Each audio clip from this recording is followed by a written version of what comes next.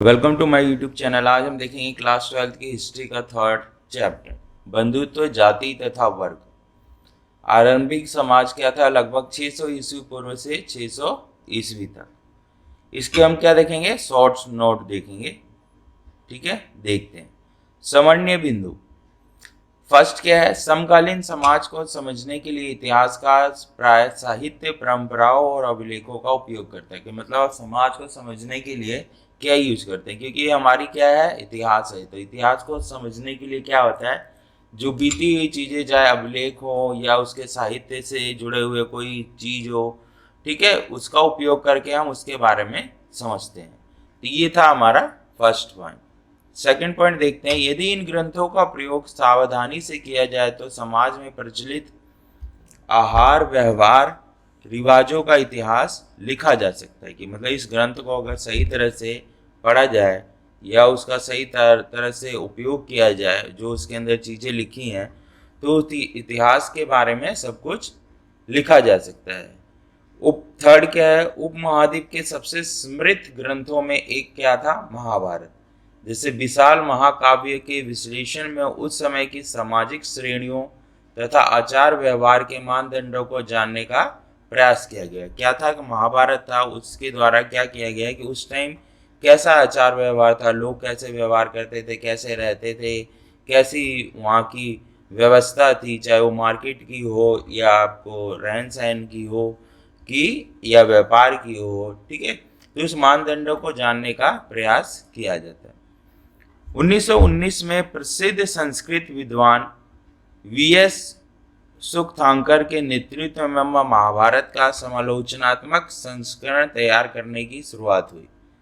इस परियोजना को पूरा करने के लिए 47 वर्ष लगे। कितने वर्ष लगे? 47 वर्ष लगे।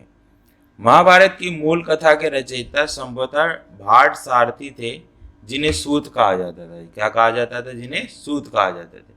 ये क्षत्रिय दावों के साथ युद्ध क्षेत्र में जाते थे। साहित्यिक परंपरा के अनुसार इस वृत्त रचना के रचयिता श्री ऋषि क्या थे? व्यास थे। किसने इनकी रचना की थी? महाभारत की ऋषि व्यास ने रचना की थी, जिन्होंने श्री गणेश से यह ग्रंथ लिखवाया। किससे लिखवाया? श्री गणेश से। धर्मशास्त्रों व धर्मसूत्रों में चारों वर्णों के लिए आदर्श जीविका थी। हमारे पास 4 वर्ण थे धर्मशास्त्रों में, उनके बारे में थी। फर्स्ट क्या? ब्राह्मण। ब्राह्मण का काम क्या होता है? अध्ययन, वेदों की शिक्षा, यज्ञ करना या करवाना, दान लेना व देना। दूसरे क्या थे? क्षत्रिय। 4 थे हमारे, ब्राह्मण, क्षत्रिय, वैश्य, शूद्र। क्षत्रिय क्या करते थे? युद्ध करना, सुरक्षा प्रदान करना, न्याय करना, वेद पढ़ना, यज्ञ करवाना और दान देना। वैश्य का काम क्या होता है? वेद पढ़ना, यज्ञ करवाना, दान देना, कृषि करना, गौपालन करना। गौपालन मतलब क्या होता है? गाय को पालना और व्यापार करना। शूद्र का क्या काम होता था? तीनों उच्च वर्णों की सेवा करना। क्या करना? तीनों उच्च वर्णों की सेवा करना। ये हमारे 4 में अलग अलग बटे हुए थे। 7वां पॉइंट क्या है आपका? पितृवंशिकता का अर्थ उस वंश परंपरा से है जो पिता के बाद पुत्र, फिर पौत्र, फिर प्रपौत्र आदि से चलती थी। मतलब पिता है, उसके पुत्र को उसकी सारी प्रॉपर्टी मिल जाएगी, फिर उसके पुत्र को, फिर उसके पुत्र को, फिर उसके पुत्र को, पर इसमें किसी महिलाओं का नहीं दिया हुआ। महाभारत की मुख्य कथा वस्तु पितृवंशिकता के आदर्श को सुदृढ़ करती है। अधिकतर राजवंश पितृवंशिकता का अनुसरण करते थे, मतलब पुत्र ही उसको वंश को आगे बढ़ाता था। 8वां, नए नगरों के उद्भव से सामाजिक जीवन अधिक जटिल हुआ। नए नए नगर आए तो उससे सामाजिक जीवन क्या हो गया? थोड़ा जटिल हुआ। इस चुनौती का जवाब ब्राह्मणों ने समाज के लिए विस्तृत आचार संहिता तैयार करके दिया, जैसे धर्मशास्त्र, मनुस्मृति आदि। जैसे जैसे समाज बढ़ रहा था वैसे वैसे क्या बढ़ रहा था? परेशानियां बढ़ती जा रही। तो ब्राह्मणों ने क्या बना दिया? धर्मशास्त्र बना दिया कि कैसे आपको आगे बढ़ना है और आगे काम करना है। नाइन्थ है, ब्राह्मणीय पद्धति में लोगों को गोत्रों में वर्गीकृत किया गया था। प्रत्येक गोत्र एक वैदिक ऋषि के नाम पर होता था। क्या होता था, जो ऋषि थे उनके नाम पे गोत्र होते थे, तो प्रत्येक गोत्र को क्या किया गया था, एक ऋषि के नाम पे होता था। गोत्र के दो नियम महत्वपूर्ण थे। विवाह के पश्चात स्त्रियों को पिता के स्थान पर पति के गोत्र का माना जाता था। गोत्र का क्या काम था, अगर स्त्री का विवाह हो गया तो पिता का गोत्र खत्म हो जाएगा और किसका गोत्र लग जाएगा, पति के गोत्र के नाम से जाना जाता है। एक ही गोत्र के सदस्य आपस में विवाह नहीं रख सकते थे। भाई एक ही गोत्र के हैं तो आपस में विवाह नहीं कर सकते हैं, क्योंकि वो एक ही घर के माने जाएंगे। जाति शब्द इस काल की सामाजिक जटिलताएं दर्शाता है। ब्राह्मणीय क्या होता है, जाति कि समाज में क्या थी, जटिलताएं थी। समाज क्या होता है, जाति वर्ग में बटा हुआ था। ब्राह्मणीय सिद्धांत में वर्ण की तरह जाति भी जन्म पर आधारित थी। किसकी थी, जन्म पे ही जाति आधारित थी। उपमहाद्वीप में पाई जाने वाली कुछ विविधताओं की वजह से कुछ समुदाय जैसे निषाद, मल्लिच आदि पर ब्राह्मणीय विचारों का कोई प्रभाव नहीं पड़ा।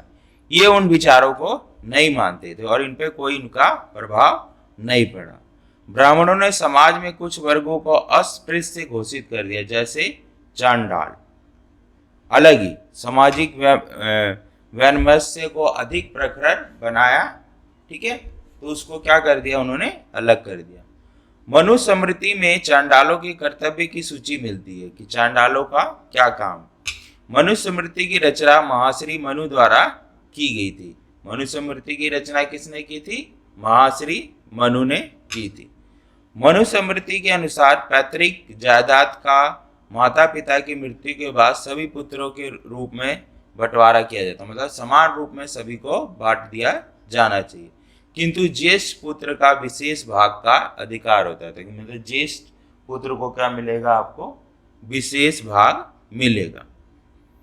धर्मशास्त्र और धर्मसूत्र विवाह के 8 प्रकारों को अपनी स्वीकृति देते थे।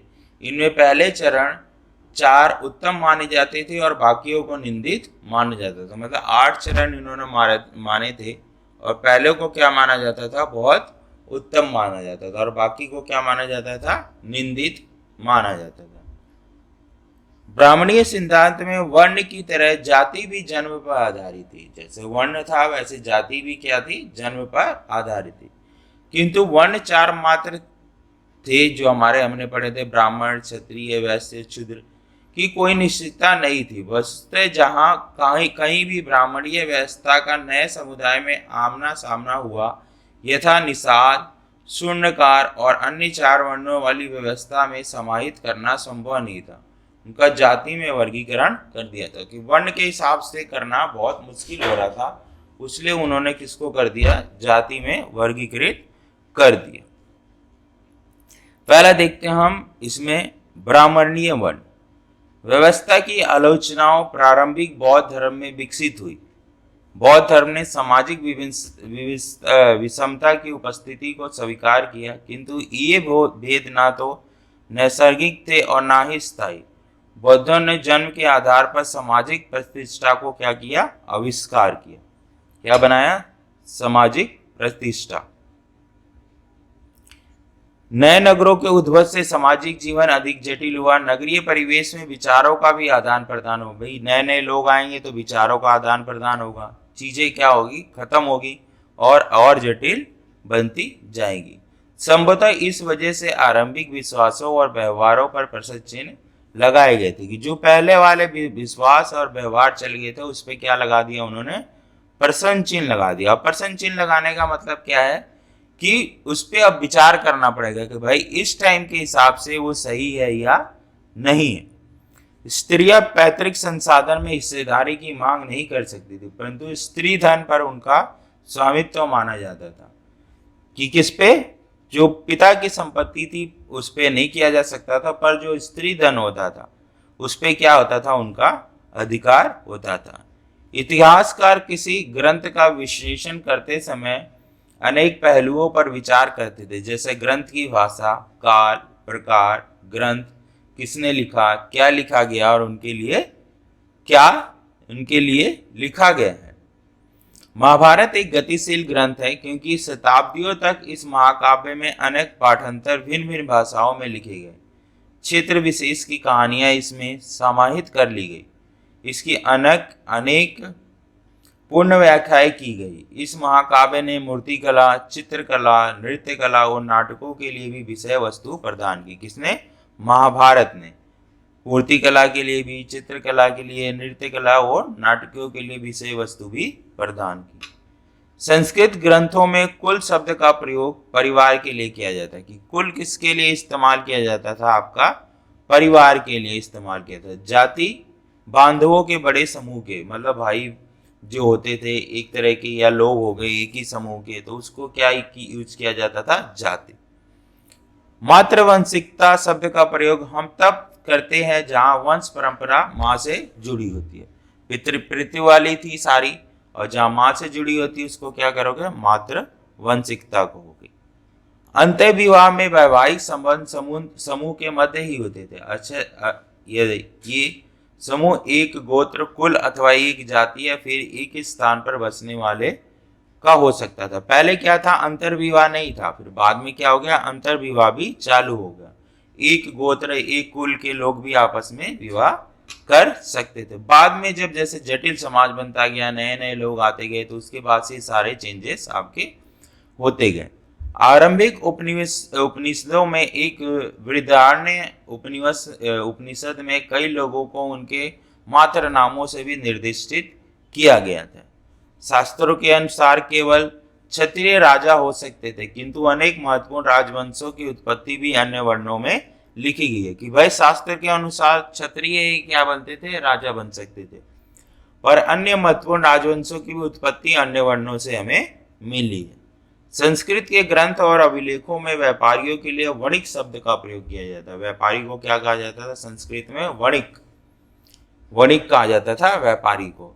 यह व्यवहार पशुपालकों के समुदाय को शंका की दृष्टि से देखा जाता था। यदा कदा उन लोगों को जो असंस्कृत भाषी थे, मतलब जो संस्कृत नहीं बोलते थे, उन्हें मलेच्छ कहकर हे दृष्टि से देखा जाता था।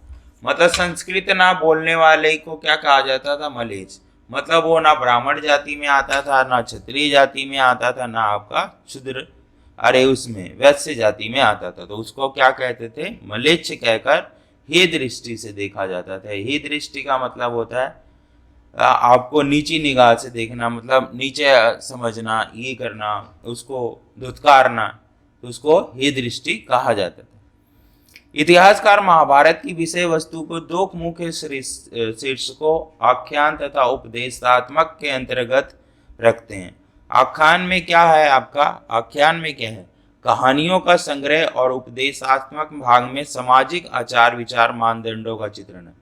मतलब दो में डिवाइड किया गया महाभारत को। एक आख्यान जिसमें कहानियां है, और उपदेशात्मक जिसमें आपके सामाजिक आचार विचार है, जिसमें समाज चलता कैसा था, उसके मानदंड, नियम, कानून बने हुए हैं। ठीक है, उसका चित्रण है। ये था आपका पूरा चैप्टर शॉर्ट में। ठीक है, नोट्स थे पूरे। तो अब इसकी क्या है आपके पास कुछ क्वेश्चन। जैसे महाभारत की कथा वस्तु का संबंध किससे है? धर्मशास्त्र क्या थे? मनुष्य स्मृति का संकलन कब हुआ? ये पितृ और मातृ के शब्दों का अंतर स्पष्ट की दिए। विवाह संबंधी, वह विवाह संबंधी का अर्थ क्या है?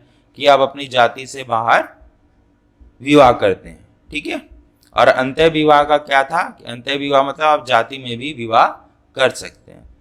गोत्र का क्या है? ये सारे आपके क्या इसके क्वेश्चंस हैं। वन वर्ड वाले हैं, आपके मल्टीपल चॉइस वाले क्वेश्चन है। ये सुमेलित कीजिए। रामायण किसने लिखी? वाल्मीकि ने। महाभारत किसने लिखी? वेद व्यास ने। ठीक है, मनुस्मृति क्या है हमारा? ठीक है, सारा ऊपर आपको बताया है।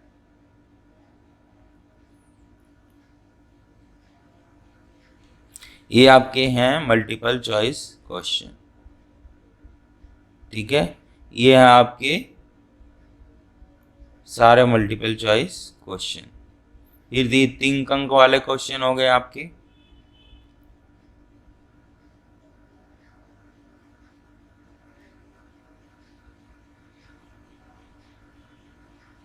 ये सारे हैं आपके 3 अंक वाले क्वेश्चन हैं, ठीक है। और ये है आपके लघु उत्तरीय हैं क्वेश्चन, फिर 8 अंक वाले हैं आपके क्वेश्चन। तो आपको वीडियो कैसी लगी कमेंट में ज़रूर बताएं, और हमारे चैनल को ज़्यादा से ज़्यादा सब्सक्राइब करें और वीडियो को लाइक एंड शेयर ज़रूर करें। Okay, thank you.